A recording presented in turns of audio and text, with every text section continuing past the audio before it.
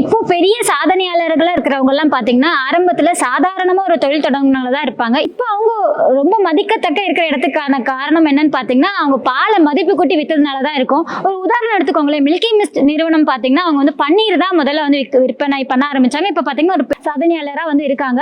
அதே மாதிரிதான் பாலை வந்து பாலா விற்கிறத விட மதிப்பு கூட்டி வித்தோம்னா அதோட லாபமும் வந்து பல்மடங்கு இருக்கும்.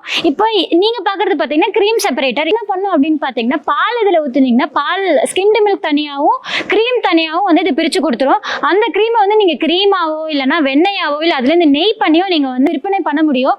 அந்த ஸ்கிம்டு மில்க் வந்து நீங்க ஸ்கிம்டு மில்காவோ இல்லைன்னா வந்து மோரா மாத்தியோ இல்லைன்னா அதுல இருந்து நீங்க பன்னீர் செஞ்சோ அப்படி இல்லைன்னா அதை வந்து நீங்க பிளேவர்ட் மில்காவோ வந்து நீங்க வந்து செஞ்சு விற்க முடியும். உங்களை சாதாரண தொழிலாளர்ல இருந்து ஒரு மதிப்புத்தக்க சாதனையான தொழிலாளரை மாத்த எம்டிஎம்ல நாங்க நிறைய மிஷின்ஸ் வச்சிருக்கோங்க.